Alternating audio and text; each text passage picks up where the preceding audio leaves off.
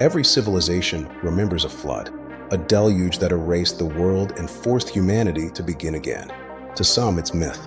To others, it's prophecy. But to geology, it's history. Because the evidence of a global flood isn't just written in scripture. It's carved into the earth itself. Tonight, we follow the waters through stone, sediment, and story to uncover what the planet remembers. 12,800 years ago, the Ice Age ended violently. Ice sheets miles thick covered North America and Eurasia. Then, within a single human lifetime, they began to collapse. Sea levels surged by over 400 feet. Rivers became oceans. Coastlines vanished. Geologists call it Meltwater Pulse 1b, the fastest rise in sea level in known history. It happened so fast that entire ecosystems drowned. And if humans were living along those coasts, so did their cities. The world we know today is built atop the ruins of one that drowned. At the same moment the ice began to melt, a layer of platinum and microscopic glass beads appears in soil across 4 continents. The signature of an impact. A comet, fragmented, massive, may have exploded over North America, igniting global wildfires and darkening the sky for years.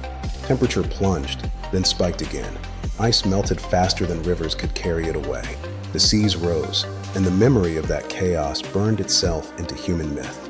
To those who survived, the heavens had fallen, and the earth had wept. Off the coasts of India, Japan, and the Mediterranean, divers have found ruins that shouldn't exist. Stone walls and temples in the Gulf of Khumbat, carbon dated to over 9,000 years old. Roadways and staircases off the coast of Yonaguni, Japan, carved terraces beneath 100 feet of water. And the city of Heraklion near Egypt, buried in silt for 2 millennia, preserved like Pompeii beneath the sea. These aren't isolated anomalies. They form a pattern, a memory of a world map that once looked different. As the seas rose, entire civilizations may have disappeared, their stories surviving only as myths of gods and floods. Every culture tells the same story, though they use different names. In Mesopotamia, it was Utnapishtim. In the Bible, Noah. In India, Manu. In Greece, Deucalion. In South America, Viracocha. Each warned by a god, each building a vessel, each surviving to rebuild a new world. These aren't coincidences. They're shared memories, oral records passed down for thousands of years, echoes of an event humanity couldn't forget. Our ancestors didn't imagine the flood. They endured it. Today, over 70% of human settlements sit within 100 miles of the sea. It's no different now than it was then. We've always lived near water for food, travel, and trade. So when the seas rose, the heart of the world drowned. Sonar mapping shows submerged river valleys stretching hundreds of miles off modern shores. Ancient highways and fertile plains now buried beneath the waves. Doggerland, once connecting Britain to Europe, vanished beneath the North Sea around 6000 BC. Sundaland, in Southeast Asia, became the scattered islands of Indonesia. In Beringia, the land bridge between Siberia and Alaska was swallowed whole. Each disappearance erased a chapter of our past. If an advanced society existed before the flood, even a Stone Age culture with architecture, astronomy, and trade, it would have lived along those ancient coasts. And when the waters came, their monuments would have gone with them. What remains on land? Sites like Göbekli Tepe, Jericho, and Murgar appear suddenly, fully formed, as if the memory of civilization had been preserved and rebuilt inland by survivors. Perhaps that's why the Sumerians said their wisdom came from before the flood.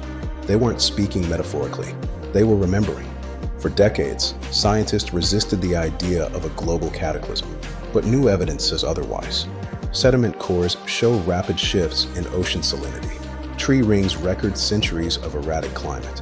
And glacial melt marks stretch across continents, etched in stone like a warning.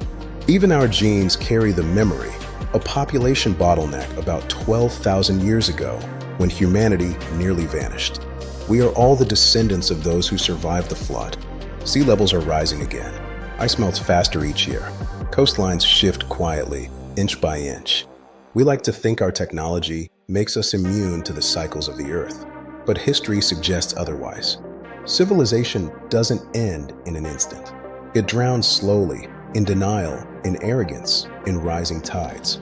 And one day, our cities may become the next myths. The flood wasn't the end. It was the beginning. It forced us to move, to adapt, to remember.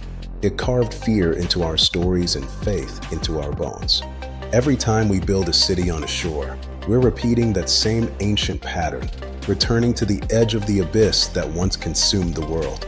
Perhaps the Great Flood never truly ended. Perhaps it's still happening, slowly, endlessly, a reminder that Earth is not stable ground, but a living memory of creation and destruction.